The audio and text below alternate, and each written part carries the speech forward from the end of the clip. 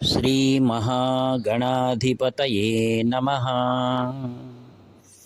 శృతిస్మృతిపురాణానాం ఆలయం కరుణాలయం నమామి భగవత్పాదశంకరం లోకశంకరం. అపార కరుణాసింధుం జ్ఞానదం శాంతరూపిణం శ్రీచంద్రశేఖరగురుం ప్రణతోస్మి ముదాన్వకం. దేవే దేహే చ దేశే చ భక్త్యారోగ్యసుఖప్రదం బుధపామర సంసేవ్యం తం శ్రీజయేంద్రం నమామ్యహం. నమామః శంకరాన్వాఖ్య విజయేంద్ర సరస్వతీం శ్రీగురుం శిష్టమార్గానునేతారం సన్మతిప్రదం.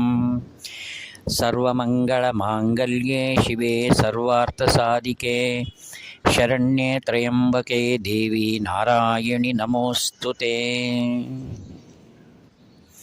ప్రేమస్వరూపులారా, పరమ పవిత్రమైనటువంటి కాంచీ క్షేత్రం, సర్వజ్ఞపీఠం, మూలాంనాయ పీఠం 2,500 సంవత్సరాల పూర్వం అవైదిక ధర్మాలు విచ్చలవిడిగా సనాతన ధర్మాన్ని ప్రతిఘటిస్తున్నటువంటి విషవేళలో సాక్షాత్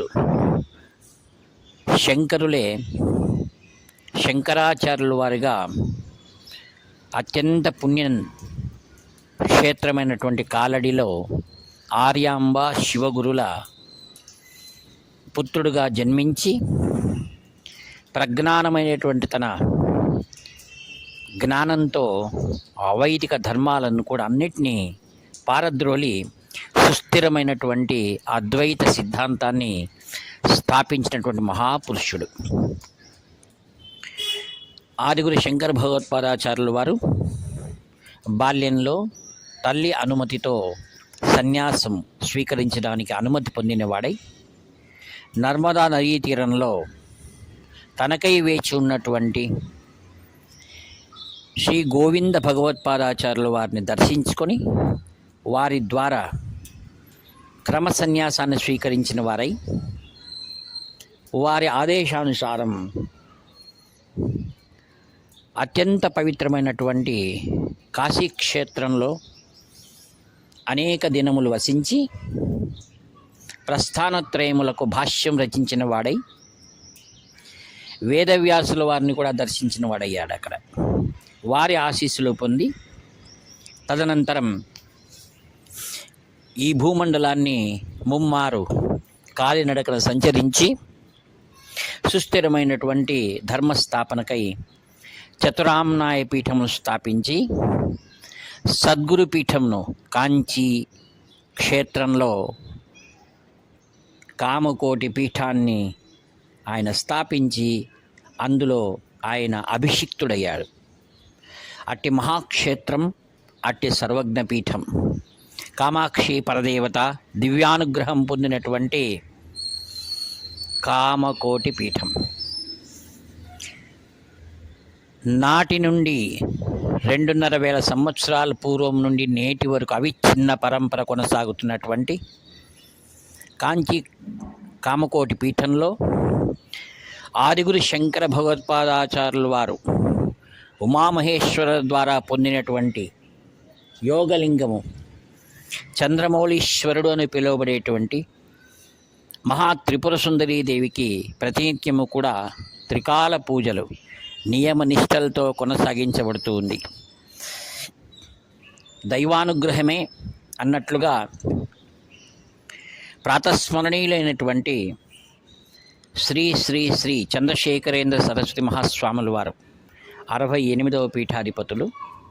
వారు ఈ పీఠాన్ని అలంకరించి చిరుతప్రాయమునందే సమస్తమైనటువంటి వేద విజ్ఞానాంతటిని పునికి పుచ్చుకున్నవారై వేద జ్ఞానంతో పాటుగా సమస్తమైనటువంటి లౌకిక విజ్ఞానాన్ని కూడా ఆస్వాదించి సమస్త కళలందు ఆరితేరిన వాడై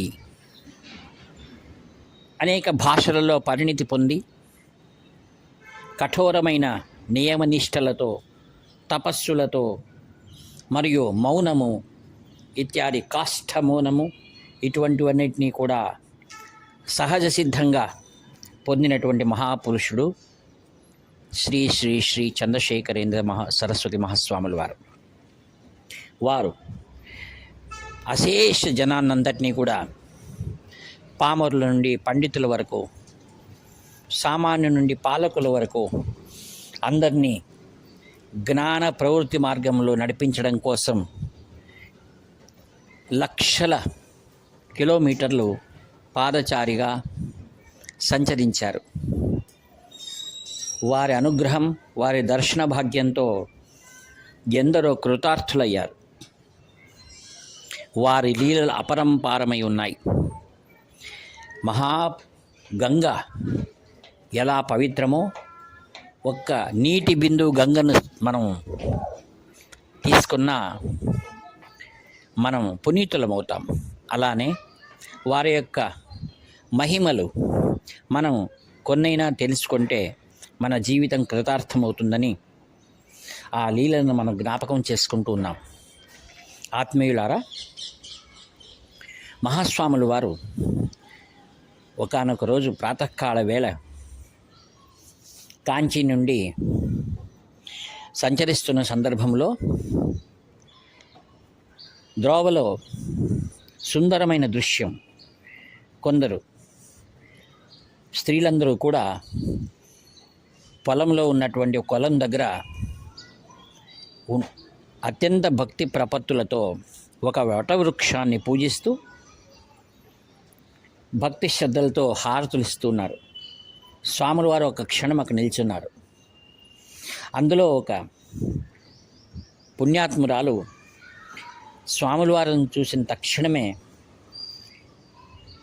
ఒక నోము దారాన్ని తీసుకుని స్వాముల వారి దగ్గరికి వచ్చి వారి చేతికి అందించి నమస్కారం చేసింది. స్వాముల వారు ఆ తోరణాన్ని ఎంతో ప్రేమతో స్వీకరించి తన శిరస్సుపై ఉంచుకున్నారు. ఆమెను ఆశీర్వదించారు. తర్వాత ఆ నోము దారం కంటికి అడ్డుగా ఉందని శిష్యుడు దాన్ని తీయండి అని అన్నారు. స్వాముల వారు వలదు, అది ఎంతో పవిత్రమైంది. ఆ మహాతల్లి నాలో కామాక్షిదేవిని దర్శించుకుని నాకే ఆ నోముదారం అర్పించింది అని అన్నారు. దీని ద్వారా స్వాముల వారు అప్రత్యక్షంగా తన స్వరూపాన్ని అక్కడ ప్రకటించారు. మరి ఒక మారు ఒకానొక చిత్రకారుడు శ్రీ దక్షిణామూర్తి మరియు ఆదిగురు శంకరులు మరియు కాంచీ పరమాచార్య స్వాముల వారి యొక్క ఉన్నటువంటి పటాన్ని స్వాముల వారికి అందించారు. అప్పుడు స్వాముల వారు పక్కనే ఉన్నటువంటి పండితులకు వాటిని చూపిస్తూ వారే వీరు, వీరే వారు అని అన్నారు. అనగా దక్షిణామూర్తికి ఆదిగురు శంకరులకు అభేదం, అలానే తనకు ఆదిగురు శంకరులకు భేదం లేదు అని వారు ఆ విధంగా తెలియజేశారు. వారు సర్వత్రా వ్యాపకమైనటువంటి పరబ్రహ్మ స్వరూపం కాంచీ పరమాచార్య. ఒకసారి తమిళనాడుకు చెందినటువంటి ఒక కుటుంబం కలకత్తాలో ఉద్యోగరీతిగా అక్కడ ఉండవలసి వచ్చింది. కొత్తగా వెళ్ళిన వారికి ఇంకా ప్రాంతీయ భాష కానీ పరిసరాలు కానీ ఇంకా అలవాటు కాలేదు. ఆ సందర్భంలో భర్త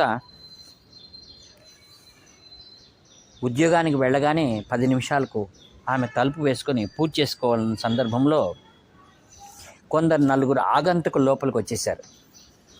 వచ్చి ఆమెను భయపెడుతూ నీ దగ్గర ఉన్న వస్తువులను నాకు ఇవ్వాలి అని బెదిరించారు. అప్పుడు ఆమె అన్నది, నాయనా ఈరోజు ఏకాదశి, ఇప్పుడే ఇంకా పూజ చేసుకోవాలని ఉన్నాను, మీరు ఒక 5 నిమిషాలు నాకు అవకాశం ఇవ్వండి, తర్వాత మీరు నన్ను చంపినా ఏం పర్వాలేదు అని ఆమె తన కుమారులకు ఫోన్ చేసింది. బాబు, మీరు వినరాని మాట వినాల్సి వస్తుంది, అయినా మీరు దాన్ని ధైర్యంగా ఉండండి, స్వాముల వారు నమ్ముకోండి అని ఫోన్ పెట్టింది. తర్వాత పక్కనే ఉన్నటువంటి పరమాచార్య స్వాముల వారు నమస్కరించి, బాబు ఇప్పుడు కావాలంటే నన్ను చంపేసినా పర్వాలేదు అంది. ఒక క్షణం ఆశ్చర్యమైన ఘటన జరిగింది. పైన ఉన్నటువంటి దుర్గా పటం, కాంచీ పరమాచార్య స్వామి వారి పటం కూడా దుర్గాదేవిగా మారిపోయింది. వారికి ఆశ్చర్యం, వారు దుర్గా భక్తులు. అప్పుడు ఒక్కసారిగా 2 పటాల్లోనూ దుర్గాదేవి మరియు ఒక పటంలో కాంచీ పరమాచార్య మరలా తిరిగి అలా కనపడుతుండడం చూసి నిర్ఘాంతపోయి ఆమెకు ఒక్కసారి నమస్కారం చేసి, తల్లి నువ్వు మహాపుణ్యాత్మురాలు, నిన్ను బాధ పెట్టడం మహాపాపం, మమ్మల్ని క్షమించు అని వాళ్ళు వెళ్ళిపోతూ ఉంటే, ఆగు బాబు అని చెప్పేసి స్వాముల వారు ముందున్నటువంటి పండును వాళ్ళకు ప్రసాదంగా తీసుకోండి అని పంపించింది. తర్వాత ఈ హఠాత్ ఘటన తన భర్తకు తెలియజేయగా ఆయన ఆఫీస్కు సెలవు వేసి మనం ముఖ్యంగా మొదటగా కాంచీకి వెళ్ళాలి అని వాళ్ళు ఎంతో ఆతురతగా తిరిగి కలకత్తా నుండి కాంచీకి బయలుదేరారు. కాంచీలో మనకు తెలుసు కదా, మహాస్వాముల దర్శనానికి ఎందరో ఆతురగా ఎదురు చూస్తూ ఉంటారు. అందరూ కూడా క్యూ లైన్లో వెళ్తున్నారు. ఇంకా వీరి సరది రావాలి, చేతిలో ఫలములు పుష్పములు పట్టుకుని ఉన్నారు. స్వాముల వారి దగ్గరికి వెళ్ళగానే స్వాముల వారు మందహాసం చేస్తూ, అయితే కామాక్షి మిమ్మల్ని రక్షించిందన్నమాట అన్నారు. అంతే. అంటే వారికి అన్నీ తెలిసినట్టు, సర్వజ్ఞులు కదా, ఇంకేం భయపడకండి, క్షేమంగా వెళ్ళండి అని చంద్రమౌళేశ్వర పూజ చూసుకొని ప్రసాదం తీసుకొని మరునాడే వారు మరలా తిరుగు కలకత్తాకు చేరుకున్నారు. శ్రీవారి అనుగ్రహంతో ఆయనకు ఉద్యోగంలో ప్రమోషన్ రావడం, పిల్లలు మంచి విద్యాభ్యాసం గడించి ఉత్తీర్ణులైనారు. ఆపత్కాలంలో ఆపద్ బంధువుగా రక్షించేవారే కాంచీ మహాప్రభువులు. అందుకే ఆయన ఎల్లప్పుడూ కూడా నిరంతరం స్మరిస్తూ ఉంటారు. ఒకసారి కుప్ప లక్ష్మావధానులను ఒకరు ప్రశ్నించారు, స్వాముల వారి చరణాలను మనం ఎందుకు పూజించాలి లేక ఆశ్రయించాలి అని. అప్పుడు ఆయన అన్నారు, సర్వచరాచర జగత్తంతా కూడా సద్గురువుల పాదంలో నిక్షిప్తమై ఉంటుంది. ఎవరు మహాపురుషులను సద్గురువులను వారి పాదములను ఆశ్రయిస్తారో ఆ పాదములలో బ్రహ్మ విష్ణు మహేశ్వరుడు కూడా నిలయమై ఉంటారు. కావుననే మనం అత్యంత భక్తి ప్రపత్తులతో సద్గురువుల పాదములను ఆశ్రయించాలి అనేటువంటిది వారికి చెప్పారు. కావుననే యచ్చకించి జగత్సర్వం దృశ్యతే శ్రూయతే పివ అంతర్బహిశ్చ తత్సర్వం వ్యాప్య నారాయణ స్థిత. అందుకే భగవద్గీతలు ఇంకొక ఉంటారు ఆయన, సర్వస్య చాహం హృది సన్నివిష్టో మత్తస్మృతి జ్ఞానమపోహనంచ వేదైశ్చ సర్వైరహమేవ వేద్యో వేదాంతకృత్ వేద విదేవ చాహం. సర్వవేదములు నా గురించినే తెలియజేస్తున్నాయి, నేను సర్వత్రా వ్యాపకమై ఉన్నాను. అట్టి సర్వత్రా సర్వాంతర్యామి వ్యాపించి ఉన్నటువంటి ప్రత్యక్ష దైవమే కాంచి కామకోటి పీఠాధిపతులు శ్రీ శ్రీ శ్రీ చంద్రశేఖరేంద్ర సరస్వతి మహాస్వాముల వారు. మాఘమాసంలో ప్రాతకాలంలో వారిని ఈరోజు స్మరించడం మనందరి జన్మ సాఫల్యమని చెప్తూ ఈ వాక్పుష్పములన్నీ నిరహంకారపూర్వకంగా శ్రీచరణుల వారి దివ్య పాద పద్మములకు సమర్పిస్తూ సెలవు తీసుకుంటాను. ఇట్లో మీ ప్రియతమ వ్యాఖ్యాత నివర్తి నాగభూషణ శర్మ. హరహర శంకర జయ జయ శంకర, హరహర శంకర జయ జయ శంకర, హరహర శంకర జయ జయ శంకర.